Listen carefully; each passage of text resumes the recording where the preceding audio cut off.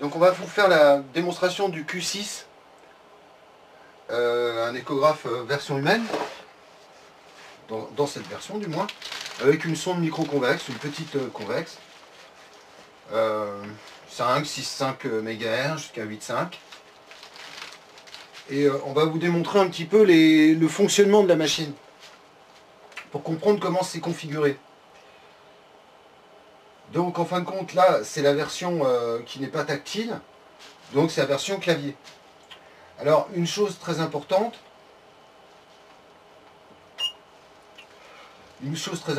là on était en train de travailler le guide de biopsie, c'est de comprendre qu'en fin de compte, vous avez un menu qui est là, central, ici, ce petit rond. Il faut placer toujours le curseur dessus, et là, à partir de ce moment-là, en sélectionnant, vous avez le menu du bas qui va vous donner accès à tous les menus. Menu image, de dynamique, de niveau dynamique, tout ça. Menu biopsie, menu fréquence. Une fois que vous êtes dessus, vous allez sur un des menus. Vous recliquez toujours avec cette... alors celui-là peut servir aussi de... Ce bouton-là peut servir aussi de sélecteur, mais sinon celui-là généralement c'est le sélecteur général. Une fois que vous êtes sur les... Vous avez donc été sur le bouton de sélection naturelle, générale. Vous, avec cette touche, avec une petite croix à l'intérieur d'un cercle, vous changez et vous pouvez aller ensuite changer par exemple la persistance, c'est-à-dire le temps de persistance d'une image. Il faut la mettre à 2 hein, pratiquement. Moi j'ai tout réglé hein, de toute façon, le niveau dynamique, le niveau du focus, c'est-à-dire là où vous allez travailler le plus, ça va permettre de vous concentrer sur un endroit du scan. Le niveau de gris, c'est pas la peine de changer. Le niveau de qualité d'image, moi je mets généralement sur off, c'est pas vraiment nécessaire. Le niveau de fréquence, vous avez plusieurs fréquences, moi je mets toujours en général. Hein. Général, c'est très bon, vous allez voir à l'image. On a une bonne image. Donc simplement en changeant ici, vous changez le niveau de fréquence, vous voyez. On a une fréquence très très fine. Faut dynamique, c'est plus intéressant. Voilà, on a un bon travail. Donc toujours ne jamais oublier donc ce fameux bouton qui va vous permettre d'accéder un petit peu à tous les niveaux.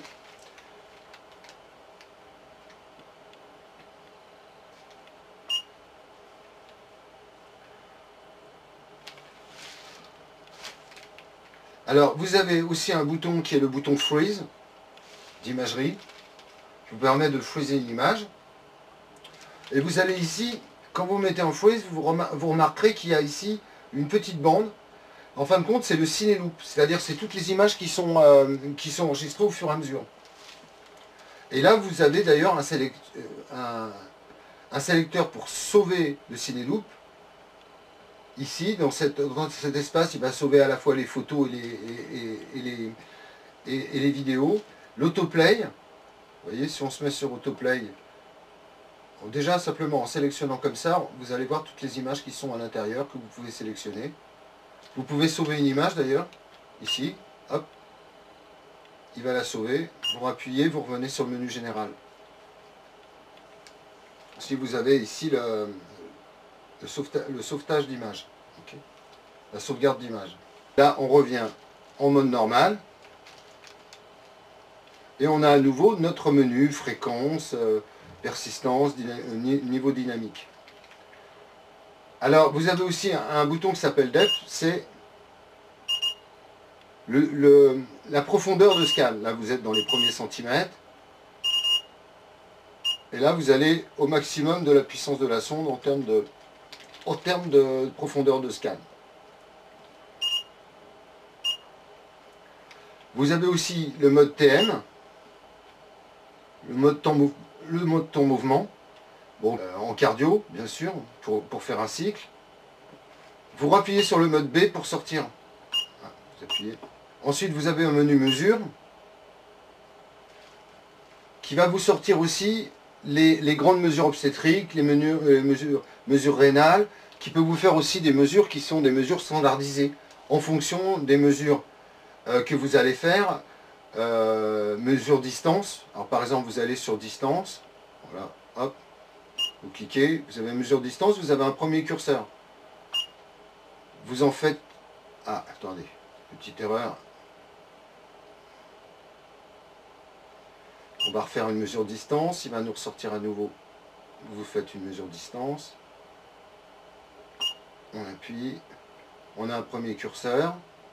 On peut le déplacer. Et un deuxième. Un deuxième. Et on a notre distance.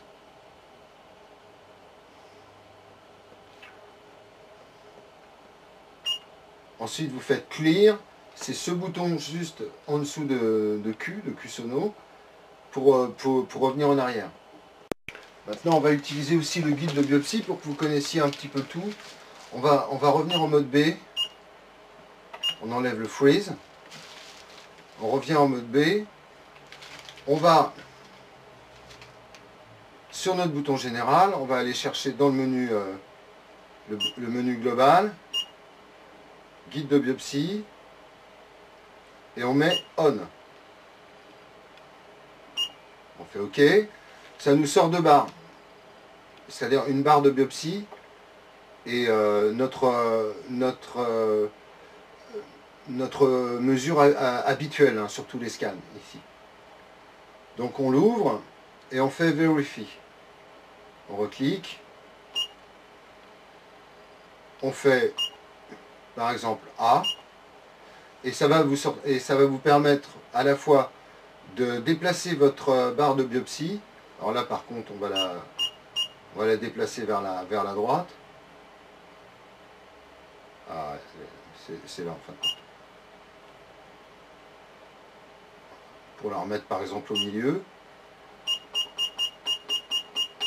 Bon là elle était complètement décalée. On va la remettre bien au milieu. Je ne sais pas pourquoi je l'avais décalée à ce moment-là. Pose question, mais de toute façon ça peut être important pour vous. Hein. Que vous soyez décalé en scan pour faire venir une aiguille de biopsie. Bon là on va la mettre au milieu. Et ensuite l'angularité, juste en dessous, hop. Et on va travailler l'angle. Voilà. Ensuite vous sauvez. Et vous faites Exit pour sortir. Vous avez remarqué que vous avez donc toujours notre barre de mesure, plus la barre de biopsie. Pour enlever cette barre de biopsie, vous appuyez sur Off, et ça vous enlève les barres de mesure qui ne sont pas nécessaires quand vous faites un scan normal. Maintenant, on va travailler la sauvegarde d'image. Pour sauvegarder une image, on se met en Freeze.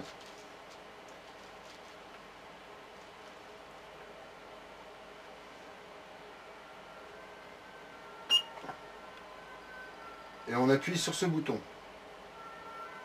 On fait. Ça va vous ouvrir la review, c'est-à-dire toutes les images que vous avez. On appuie, Exit, la voilà.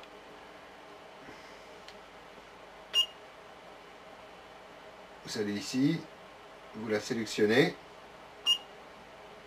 Elle est sélectionnée d'ailleurs. À partir de ce moment-là, vous pouvez faire Report. Et là, vous pouvez exporter votre image. Ici, sur un disque USB, qui est ici. Il le reconnaît automatiquement, hein, il n'y a aucun problème.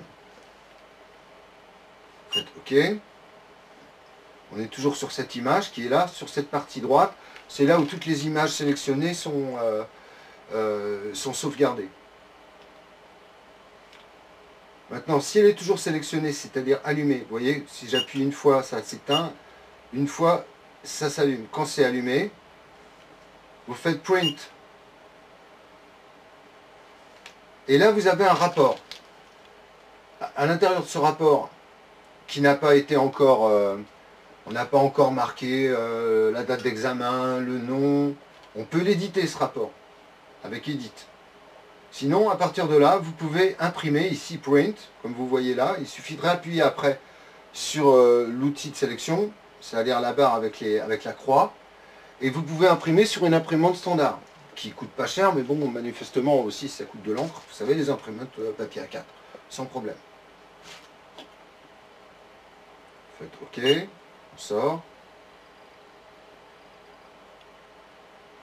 Vous pouvez aussi désélectionner une image. Êtes-vous sûr de vouloir désélectionner une image? OK. Et là, la sauvegarde d'image, il n'y a plus d'image à l'intérieur. On se met en mode réel. Pour sauvegarder une image, même en temps réel, vous avez ce bouton qui est à droite, juste au-dessus du petit bouton de cinéma. Vous appuyez une fois simplement et ça va vous le mettre dans la zone d'image. Voilà. Alors d'autres fonctions, on va revenir un peu sur notre menu général, du bas, le menu fréquence, persistance d'image, menu image et tout ça. Alors on n'oublie pas, maintenant pour ce qui est des images, on va sur une des images, on clique une fois, on l'allume. Et après on peut l'exporter ensuite dans une clé USB. Bon là la clé USB je ne l'ai pas mis donc il cherche le target, mais il n'y a aucun souci. Par contre, vous faites cancel, hop, vous sortez. Une fois que vous avez allumé cette image, vous pouvez l'imprimer avec le bouton imprimer. Vous travaillez et faire des rapports avec ces images. Vous allez sur rapport, c'est ce bouton qui est à l'extrême gauche en bas. Vous avez toutes les images qui sont sélectionnées.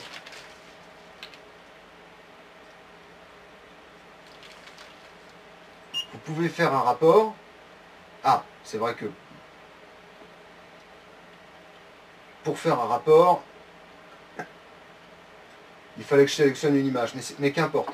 Ici, vous pouvez l'éditer. Vous avez Edit, vous appuyez à nouveau sur ce bouton et vous pouvez éditer, dire ce que vous voulez.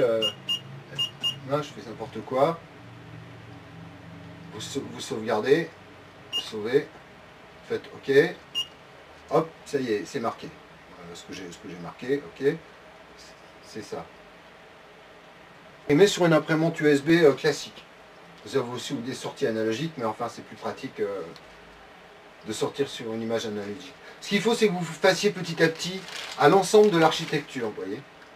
C'est ça qui est important. Bon là, on va sortir. Close. Hop, on ressort. On est maintenant dans le premier dossier. Là, c'était un sous-dossier. Vous sortez. Et on est à nouveau sur notre image en temps réel. Voilà. Vous pouvez, comme je vous l'ai dit, enlever les images qui sont dans le menu de droite. Il reste celle-là que je n'ai pas sélectionnée. Celle-ci, vous pouvez l'enlever aussi. Hop, vous la sélectionnez, vous l'enlevez. Donc voilà l'architecture générale. Quand vous mettez en mode B comme ça, vous allez sur sonde, il va vous dire quelle sonde est là. Là, c'est la C8-5C, donc moyenne fréquence 5 MHz. Elle est détectée automatiquement. Il vous dit ce que ça fait, urologie, gynécologie, cardio. Voilà. On sort. Et voilà, je pense qu'on a fait un peu le tour du menu, en n'oubliant pas que toujours, pour aller sélectionner le menu, le premier menu, on va là et on a tous les menus qui sont disponibles sur cette machine. Il suffit de se caler dessus, par exemple, et hop, on augmente, on change la dynamique de l'image, voilà. Je vous remercie.